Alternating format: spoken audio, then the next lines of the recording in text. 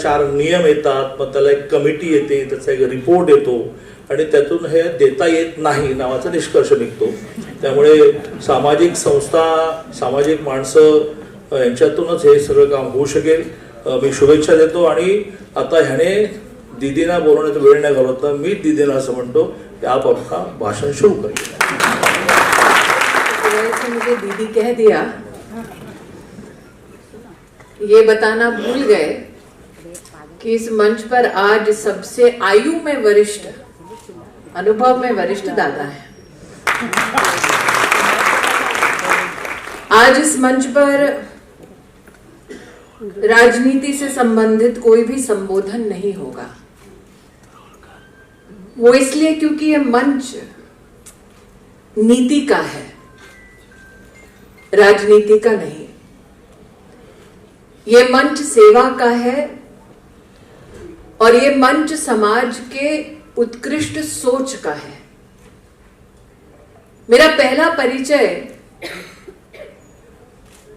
इसी ही सभागार के इर्द गिर्द आज से 20 साल पहले श्रीकांत भारतीय से हुआ.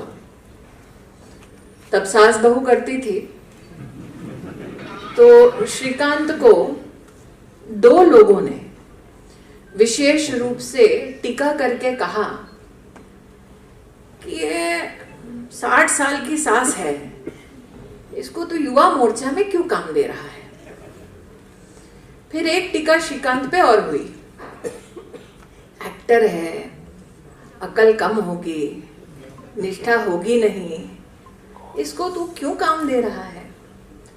और देवी और सज्जनों, जिसने वो टीका की आज वो इस सभागार की पहली पंक्ति में यही सामने बैठा हुआ है. बोलू का संजय? त्याचं नाव आहे संजय केनेकर. हे आमचे वरिष्ठ नेता है. श्रीकांत ने आज से 20 साल पहले, क्या उम्र है मैं बोलूंगी नहीं, श्रीकांत ने उस वक्त कहा कि संजय, मौका सबको देना चाहिए, फिर देखते हैं मौका पाने के बाद समाज को सशक्त करने के लिए ताई से कितना हो पाएगा. और जितना हो पाएगा, अगर उस अध्ययन में हमसे कोई योगदान हो पाए, चाहे वो संस्कृति के विषय में हो, चाहे वो कला के विषय में हो, चाहे वो राजनीति के विषय में हो, अगर ताई अध्ययनशील रहेगी तो हम मदद करेंगे. 20 साल पहले उम्र मेरी तब 27 की थी. एक व्यक्ति का जो मुझसे कभी नहीं मिला, उसका ये विश्वास रखना कि समाज कल्याण के संकल्प के साथ अगर कोई व्यक्ति आगे आता है तो उसे कम से कम एक मौका देना चाहिए. ये संयम रखना कि भले ही हम किसी को जानते ना हो, लेकिन ये विश्वास उत्कृष्ट है अपने आप में कि आप अपनी कंफर्ट जोन से बाहर निकल कर आए और आप कोई योगदान देना चाहते हैं.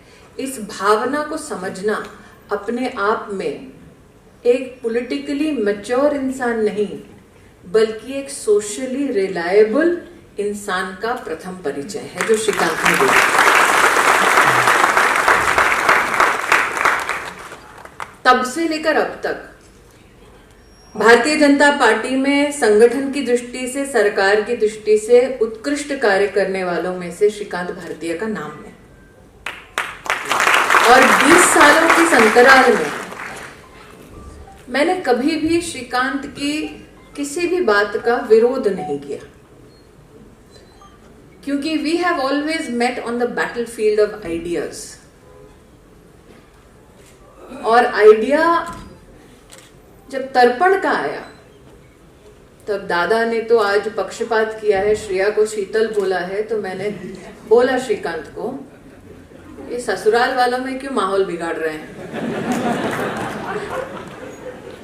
लेकिन on the battlefield of ideas Shreya और श्रीकांत का ये सोचना कि क्या हमने सामाजिक जीवन में इसलिए प्रवेश किया था कि सिर्फ राजनीतिक ऊंचाइयों को छुएंगे, या इसीलिए आज से 20 साल पहले, 25 साल पहले हमने ये संकल्प किया कि हमें सामाजिक कार्यों से जुड़ना है, ताकि जब हम ना रहें तब कोई तो ऐसा हो जो कहे कि आज मैं जहां हूं वहां पहुंचने के लिए कोई तो था जिसने मेरा साथ दिया, जिसने मेरा हाथ दिया।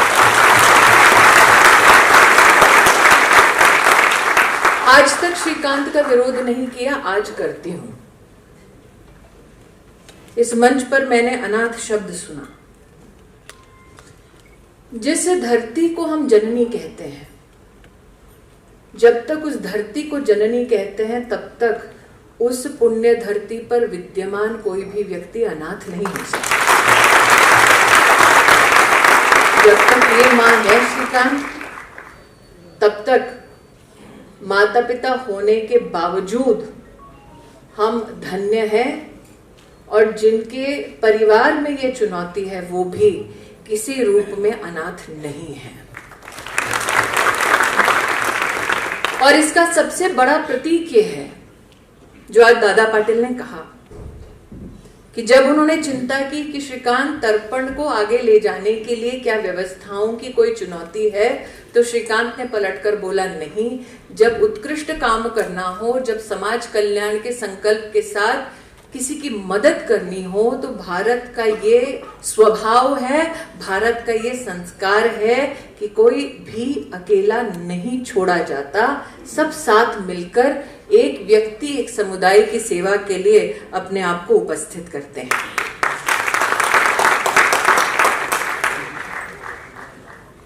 अब भारत कहा तो प्रेस वाले ताक में होंगे कि अगला क्या बोलेंगे। वो मुस्कुरा रहे हैं कैमरा के पीछे। तो अगर आपको कैमरा तानना है किसी पे, तो ना मुझ पे तानिए, ना श्रीकांत पे, ना दादा पे। वो जो कोने में अशोक जी बैठे हैं ना, उनको देखिए। सनातन धर्म का मंदिरों के साथ क्या परिचय है, क्या संस्कार है, क्या भावना है। आज इस मंच पर अगर किसी के पास ये जिम्मेदारी है तो वो अशोक जी के पास। तो मेरे लिए तो आज सौभाग्य की बात है कि भले ही मुझे यहाँ 10 मिनट के लिए दिल्ली से आना है और यहाँ से दंतेवाड़ा जाना है, लेकिन ये मंच किसी पुण्य मंच से कम नहीं है। इस पर धर्म है, इस पर आस्था है, इस पर मानवता है, और समाज का श्रेष्ठ परिचय इस मंच के माध्यम से हम सबके सामने प्रस्तुत होता है।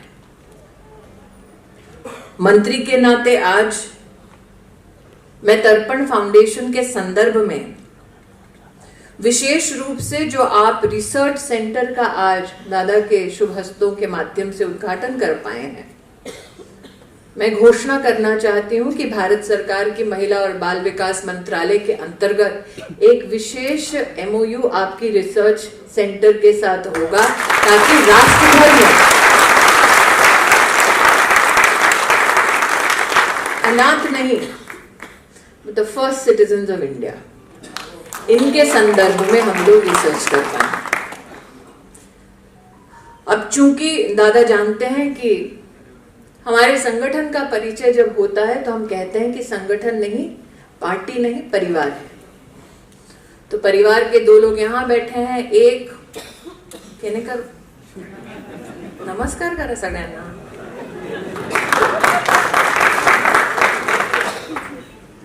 तो मैं केनेकर की ओर से और अपनी ओर से घोषणा करती हूँ, पार्टी के परिचय के अलावा मेरा श्रीकांत से और श्रेया से आग्रह है कि जिस स्फूर्ति के साथ सृजन की भूमिका में आपने तर्पण फाउंडेशन को महाराष्ट्र में प्राण दिए, उसी प्रकार से तर्पण फाउंडेशन का आप देश की राजधानी में दिल्ली चैप्टर की शुरुआत करें। मैं फाउंडेशन की कार्यकर्ता बनकर आपको सहयोग दूंगी। औरंगाबाद चैप्टर की, संभाजीनगर चैप्टर की, पूरी जिम्मेदारी कहने का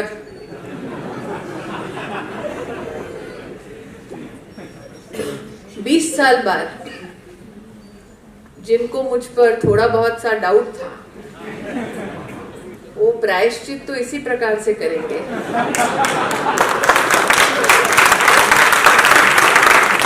कि अगली बार विशेषता बड़े शहर में कोई अकेली महिला अगर अपने राष्ट्र के उत्थान के लिए योगदान देना चाहे तो उस पर विश्वास करने वाला, उसको प्रोत्साहित करने वाला एक युगल जोड़ा उसे निश्चित रूप से मिलेगा। मुझे इस बात की खुशी है कि आज जिसको स्मार्टफोन मिला, डिवाइस मिला, लैपटॉप मिला, ना उस लड़की की आंखों में मायूसी थी, ना उस लड़के के चेहरे पे शिकन थी। इस मंच से ऐसे लोगों के बारे में भाषण देना बहुत आसान है, इनकी मदद करना थोड़ा सा मुश्किल, लेकिन इनका जीवन जीना अपने आप में एक चुनौती है। और उस चुनौती का आपने जिस प्रकार से सामना किया, जीवन की आपाधापी में, मैं आपसे कहना चाहती हूं कि जो कहते हैं ना भरे पूरे परिवार, वहां पर भी आज ये हालात हैं कि बूढ़े माँ बाप की बात सुनने के लिए औलाद तो है, लेकिन औलाद के पास वक्त नहीं है। औलाद के पास माँ बाप तो हैं, लेकिन माँ बाप के पास बैठकर चर्चा करने की इच्छा नहीं है। तो श्रीकांत जी और श्रेया जी, आपने ये कार्यक्रम मात्र इनके लिए नहीं किया, बल्कि समाज के हर उस परिवार के लिए किया है जिनके घरों में शाम को घुसते वक्त माँ पिता से बात करने से पहले टीवी का मुंह देखा जाता है, जिनके घरों में टेबल पर बैठना हो या घर के किसी कोने में खाना खाना हो तो उठकर बुजुर्गों को नहीं देखा जाता है, बल्कि नीचे स्मार्टफोन पर नेटफ्लिक्स देखा जाता है। मैं उन परिवारों से कहना चाहती हूँ, जिस दिन संग बैठकर खाने वाला वो पिता या माँ नहीं होगी, शायद उस दिन आपको समझ आए कि तर्पण के पीछे भावना क्या है। जिन नौजवानों ने आज यहाँ पर तर्पण फाउंडेशन के सौजन्य से मदद पाई, उनको उनके आगामी करियर के लिए बहुत बहुत शुभकामनाएं प्रेषित करती हूँ।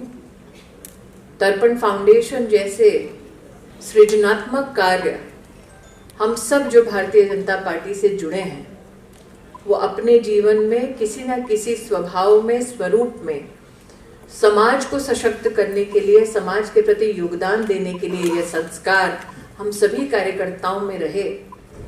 आज इस मंच से, प्रभु से आप सबके लिए यही आशीर्वाद मांगती हूँ, यही प्रार्थना करती हूँ। पुनः आपको बहुत बहुत बधाई। श्रेया ताई, श्रीकांत भाई, शीतल नस्तु, राइट। तो वे सास बहू का झगड़ा जैसे आप देख रहे हैं, मेरा और दादा का चलता रहेगा। आप इस कार्यक्रम में पधारे। दादा ने सत्य कहा कि कोई एस्कॉर्ट नहीं होता, मैं अकेली गाड़ी में घूमती हूँ, लेकिन ये भी मुसीबत जो संस्कार की है वो श्रीकांत ने दी है कि चाहे कहीं भी जाओ, ये ना भूलो कि आज गाड़ी आगे पीछे होगी, लेकिन कल सत्ता का स्वरूप ऐसा है, गाड़ी हो ना हो, दोस्त हमेशा साथ रहने चाहिए, परिवार हमेशा। सबसे पहले तो सबको नमस्कार। मेरा नाम सारिका मल्होत्रा, मैं सीईओ हूँ तर्पण फाउंडेशन की। 18 साल के बाद बच्चों को अनाथ आश्रम छोड़ना पड़ता है। उनके पास ना आधार कार्ड ना पैन कार्ड, रहने की जगह नहीं, खाने के लिए कुछ नहीं। तो इस सोच से बना था तर्पण फाउंडेशन। हम उनकी पढ़ाई लिखाई, रहना खाना, हर चीज़ का इंतज़ाम करते हैं। कड़ी मेहनत से आज ये बच्चे कुछ पीएसआई ऑफिसर बने हैं, कुछ एमबीबीएस कर रहे हैं, कुछ इंजीनियर्स बने हैं, अलग अलग अपने पैर पे आप खड़े हो चुके हैं। दया की ज़िंदगी इनके लिए कभी थी नहीं, हम इनके पीछे सारे खड़े हैं। हम मतलब तर्पण फाउंडेशन, इस फाउंडेशन में 60 डायरेक्टर्स हैं, हम सब मिलके ये करते हैं काम। और किस तरीके का सपोर्ट आप लोगों का रहता है इन सभी बच्चों के साथ में? सच बताए तो जैसे अपने बच्चों के साथ अपनी माँ पिता का जो सपोर्ट होता है वही सपोर्ट हम इन बच्चों को देते हैं। इमोशनल देते हैं, फिज़िकली कभी ये डिप्रेस्ड हो जाते हैं, इनसे बातचीत करते हैं, मेंटली देते हैं, फाइनेंशियली देते हैं। कभी कोई फेस्टिवल हो जैसे हम हमारे बच्चों के साथ करते हैं, हम इन बच्चों के साथ करते हैं। तो जैसे एक माँ बच्चे पिता बच्चे का रिश्ता होता है वही तर्पण और इन बच्चों का होता है। लोगों को क्या मैसेज देना चाहेंगे? आज देश में जिस तरीके से माँ बाप होने के बावजूद भी लोग उन पर ध्यान नहीं देते, ऐसे में इस तरीके की चीज़ें लोगों को किस तरीके का मैसेज देता है? मैं सबसे यही विनती करती हूँ कि आपके भाग में अगर आपको किसी तरह के अनाथ बच्चे दिखते हैं जो पढ़ नहीं पाते हैं, जिन्हें भूख लगी हो या कुछ, आप कैसे ना कैसे कुछ ना कुछ करके प्लीज़ इनके पीछे खड़े रहिए। खून का रिश्ता ज़रूरी नहीं होता है, हमें बस प्यार देना ज़रूरी है। और जैसे स्मृति ईरानी जी ने कहा कि इस भूमि पे कोई बच्चा अनाथ नहीं है, तो हमें वो बात सत्य करके दिखानी है। हर बच्चे को यशोदानंद की ऐसे परिवार मिलने चाहिए, यही मेरी दुआ है। मैम, कई सारे शाखाओं की भी उन्होंने बात की है कि और भी जगहों पर इस तरीके की चीज़ें होनी चाहिए, तो कैसा लग रहा है, किस तरीके की तैयारी करेंगे अब आप? इसी सोच से जैसे स्मृति जी ने कहा कि काफ़ी सारी जगहों पे ये सब होना चाहिए, हमने रिसर्च एंड डेवलपमेंट फाउंडेशन शुरू किया है। अनाथ बच्चों के ऊपर कहीं भी रिसर्च होता नहीं है। तर्पण फाउंडेशन इसकी वजह से, ये सोच से इन्होंने ये शुरू किया है। इसमें हर स्टेट के बच्चे का रिसर्च होगा, कहाँ कहाँ इस तरह के बच्चे हैं, आश्रम से कब निकलते हैं, इनके साथ होता क्या है, ये क्या करते हैं, हमें इनको डेवलप स्थिति में लेके जाना है। तो इसी सोच से रिसर्च एंड डेवलपमेंट तर्पण का शुरू हुआ। सर, आप क्या कहना चाहेंगे? जैसे सारिका ने बताया, मेरा नाम नमस्ते, मैं गगन मल्होत्रा। 18 साल कोई उम्र नहीं है जहाँ पे इन्हें अनाथ आश्रम से बाहर निकाल दिया जाता है। तो तर्पण फाउंडेशन ने 2021 में महाराष्ट्र सरकार के साथ एक MOU साइन किया, जिसके तहत बच्चे जैसे 18 साल के होंगे उनका डेटा गवर्नमेंट हमें प्रोवाइड करेगा। पिछले 3 साल में अभी 1161 बच्चों का हम उनका पुनर्वास कर सके हैं, जिसमें हम उनका रहने का, उनके खाने की, उनकी डेली नीड्स और सबसे इम्पोर्टेंट उनको एजुकेशन, जिससे वो अपने पाँव पे खड़े हो सके, उनके ऊपर हमने ध्यान दिया है। इसी का कुछ रिजल्ट आज यही था कि कुछ बच्चों ने MPSC क्रैक करके PSI बन चुके हैं। उसी के साथ साथ नर्सिंग के अलग अलग कोर्सेज किए, पुलिस कांस्टेबल बने हैं और अभी कुछ MPSC के लिए अपेयर कर रहे हैं, MPSC UPSC के लिए। तो हम बेसिकली इससे हमारे ये जो बच्चे हैं इनको एक पुनर्वास होते हुए, इनका नया जीवन दान करते हुए कि मतलब 18 साल के तक उन तक जो अनाथ आश्रम में चीज़ें हुई हैं उसको आगे कैसे अच्छे से शेपअप करके उनके माता पिता बन के, उनके भाई बहन बन के, उनके लिए कैसे हम एक रिफॉर्मेशन लेके आ सके। तो हम पूरा सिस्टमेटिक डेटाबेस ओरिएंटेड ये महाराष्ट्र सरकार में पिछले 3 साल से काम कर रहे हैं। अभी आज के इस अवसर पे जब हम यहाँ पर तर्पण orphan research academy development centre की बात, टॉरेक की जो हम बात कर रहे हैं आज, जिसका इनॉग्रेशन स्मृति ईरानी जी के हाथों से हुआ है, तो इसके तहत हम पूरी इसकी डिटेलिंग में जाने वाले हैं कि मतलब पूरे हर राज्य भर में अलग अलग क्या क्या इनके लिए योजनाएं रखी गई है, जिससे इनके बेटरमेंट की हम बात कर सके। कैसा है, महाराष्ट्र सरकार एक पहली स्टेट है जहाँ पर हम ये काम कर सके हैं। कहते हैं आकाश बहुत बड़ा है, तो हम कितने उसमें से हम वाटअप में उनकी मदद कर सके इन बच्चों की, हमारी वही हमेशा इच्छा रहेगी। स्मृति जी ने कहा भी कि अभी वो केंद्र सरकार के साथ तर्पण रिसर्च सेंटर का MOU भी करेगी, तो ये हमारे लिए सबसे बड़ी बात है। धन्यवाद। तर्पण फाउंडेशन ये 18 साल के ऊपर जब बच्चा बालगृह से बाहर निकलता है उसको आत्मनिर्भर बनाने के लिए काम करने वाली एक NGO ऑर्गेनाइजेशन है। हम गत 5 साल से इस क्षेत्र में काम कर रहे हैं। 5 साल के सफ़र में हमने 1166 बच्चों को अडॉप्ट किया है।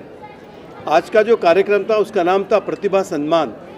हमारे कुछ बच्चे जिन्होंने कुछ मुकाम पाया है, हम सभी को मालूम है कि देवेंद्र जी जब फडणवीस जी हमारे माननीय मुख्यमंत्री थे, उस वक्त उन्होंने बालगृह से निकले हुए ऑर्फन बच्चों के लिए 1% रिजर्वेशन का डिसीजन किया था और उस निर्णय की वजह से तर्पण फाउंडेशन को इस क्षेत्र में काम करने के लिए एक अच्छी पहल मिली और उसके तहत आज हमारे 5 बच्चे PSI बन चुके हैं, हमारे 2 बच्चे सेल टैक्स इंस्पेक्टर बन चुके हैं, हमारा 1 बच्चा RFO बन चुका है, हमारे कई बच्चियां जिन्होंने नर्सिंग में काम कर रहे हैं, हमारी एक बेटी अभी लंदन में पढ़ रही है, हमारा एक बेटा अभी MBBS पढ़ रहा है। ऐसे सारे बच्चों को हम फेलिसिटेट किए आज, जिसका नाम था प्रतिभा सम्मान। और 5 साल के सफ़र में हमें समझ में आया कि समाज का ये जो सब्जेक्ट है ऑर्फन आफ्टर 18, जिसको आफ्टर केयर कहते हैं, इस विषय को लेकर कोई रिसर्च नहीं है, कोई PhD नहीं है। और इसलिए तर्पण फाउंडेशन ने आज तर्पण orphan research and development academy centre का इनॉग्रेशन किया है, और जिसके तहत ये देश का पहला सेंटर होगा कि जिसके अंदर ऑर्फन इस विषय को लेकर, एडॉप्शन हो, फोस्टर केयरिंग हो, ऑर्फन आफ्टर 18 हो, इस विषय को लेकर हम अभी सारे लोगों को मिलकर रिसर्च करने जा रहे हैं। माझं नाव आकाश सुरे, माझी निवड मुंबई पोलीसमध्ये झालेली। मी गेल्या 3 वर्षापासून तर्पण या फाउंडेशनशी कनेक्ट आहे आणि माझ्यासारखे असे खूप मुलं आहेत की जे म्हणजे आर्थिकदृष्ट्या मागास, प्रत्येकाची वेगवेगळ्या अडचणीत या फाउंडेशनमुळे आम्हाला जी आर्थिक मदत पण झाली आणि मी पोलीस भरती तयारी करत असताना मला डायटिंगसाठी असेल किंवा कोणत्या क्लाससाठी पण मदत झाली आणि आज मला जे सत्कार झाला म्हणजे इथे एवढं आनंद झाला की म्हणजे शब्दाच्या पुढे सांगू शकत नाही। बाबाबद्दल बोलावं तर कमीच आहे। म्हणजे थँक्यू। आतापर्यंत बाबा म्हणजे मी आज नवीन आल्या सर म्हणत होतो, सर बोलत होतो, नंतर बाबा बोलले आपला एक परिवार आहे की आपला परिवार आहे की इथं आपण प्रत्येकाला ताई दादा बोलूनच बोलायचं आणि खरंच की आपला इथं आलं की असं वाटतं की आपलं कोणतरी जिव्हाळ्याचं सगळं परिवारच आहे आपला। तर आज मी इथं आलो तर मला खूप आनंद वाटला आणि हा मला जेव्हा आज मला सन्मान झाला त्याबद्दल मी म्हणजे ही क्षण मी आयुष्यभर विसरू शकत नाही की एका म्हणजे आफ्टर केअर होममधून म्हणजे आता म्हणजे 15-16 वर्षाचा जो प्रवास होता माझ्या हॉस्टेलमधला, ते प्रवास करत इथवर येणं खूप अडचणी आल्या। इथवर येणं का सोपं नव्हतं, कधी कॉलेजचं कधी कोणते प्रत्येक ठिकाणी कसं असतं। आता मी लहानपणापासून संस्थेमध्ये राहिलेलो आहे, प्रत्येक मुलाच्या अडचणी माहीत आहेत। कोणी असे मुलं आहेत की काही संस्थेमध्ये मतिमंद आहेत की त्यांना काही समजत नाही। आता आम्हाला काय आमचं शिक्षण झालं आहे, जे काही 5वीपर्यंत शिक्षण झालं त्याचं पुनर्वसन करणं अवघड आहे। आम्ही एवढंच सांगेल की आमच्या सर्व म्हणजे आमच्या मुलांना की कोणती गोष्ट तुम्ही प्रामाणिक करा, त्याच्यामध्ये तुम्ही 100% योगदान द्या तुमचं आणि कोणती गोष्टीला आपण आपलं 100% योगदान दिलं ना, वरचा देव पण बोलतो की नाही इसमें कुछ तो बात है, कुछ तो आलं करेगा। इसलिए त्याच्यानं म्हणतो मी आपलं कोणतेही काम करा, प्रामाणिक करा आणि मला तुम्ही सर्वांनी बोलण्याची संधी दिली त्यामुळे मी तुमच्या सर्वांचे आभारी आहे। तुम्ही काय म्हणणार? म्हणजे या तर्पण फाउंडेशनबद्दल मी जेवढं सांगेल तेवढं कमीच आहे, कारण मला पहिल्यांदा लॉकडाऊनमध्ये तर्पण फाउंडेशनने कॉल केला तर म्हणलं तुम्हाला काय आर्थिक सहाय्यता किंवा काय राशन बिसन, तेव्हा आम्ही रूम करून राहत होतं, कारण 18 वर्षानंतर मी रूम करून राहायला लागलो, स्वतः कमवावं लागलं, शिकायला लागलो। मग त्यानंतर शिक्षण करता इथपर्यंत तर्पण फाउंडेशनमध्ये आलो, कारण मला तर्पण फाउंडेशनने आर्थिक मदत केलं, राशनपासून ते त्यानंतर शिक्षणासाठी मी डाएट म्हणजे स्वतः कॉन्स्टेबल आता पोलीस भरती ते त्यांच्यामुळं झालेलं आहे। कारण का मला डाएटसाठी किंवा मैदानासाठी इतर शिक्षणासाठी जे पुस्तकसाठी जे आपल्याला लागतं शिक्षणासाठी ती पण त्यांनी खर्च केलेला आहे। कारण मी जीवनामध्ये लय स्ट्रगल केलेलं, म्हणजे जेव्हा लहानपणापासून आठवत नाही तेव्हापासून मी हॉस्टेलला आहे, कारण मला कुणी पालक नाही काय नाही, मी पूर्णपणे अनाथ असेल, मला कुणा नातेवाईक माहीत नाही, आत्तापर्यंत आलं नाही कुणी भेटायला। त्यामुळं जे परिवार आहे ते माझं तर्पणच आहे, त्यांच्यासाठी मी जे एवढं बोलते तेवढं कमीच आहे। एक्चुअली सबसे पहले नमस्कार, मेरा नाम पूजा नेमाड़े है, मैं प्रॉपर अकोला से हूँ। वहाँ पे आनंद आश्रम करके एक आश्रम है, मैं बचपन से वहीं पे पली हूँ और मेरा पूरा बचपन वहाँ गया है। अभी फ़िलहाल मेरा MSc कंप्लीट हो चुका है कम्युनिकेशन एक्सटेंशन में, अभी मेरा फिर से MSc चालू है न्यूट्रिशन एंड डायटेटिक्स में। उसके बाद मेरा एजुकेशन का पूरा खर्चा तर्पण फाउंडेशन कर रहा है। एक्चुअली मैं उनका बहुत तहे दिल से उनको शुक्रिया अदा करना चाहती हूँ कि उनकी वजह से आज मैं अपने लाइफ में बहुत आगे बढ़ रही हूँ, इसलिए थैंक यू सो मच तर्पण फाउंडेशन। आप क्या बोलना चाहेंगे? नमस्कार, मैं अजय सूर्यवंशी, मैं अनाथ आश्रम से बाहर आया हूँ, फिल्म प्रोड्यूसर हूँ मैं और तर्पण से जुड़ा हूँ मैं। और श्रीकांत भारती जो बाबा हैं हमारे, उन्होंने हम बच्चों के लिए 1% आरक्षण और बहुत से काम वो करते हैं और उनके साथ ही मैं जुड़ा हूँ और उनके साथ ही आगे फ्यूचर में काम करता रहूँगा।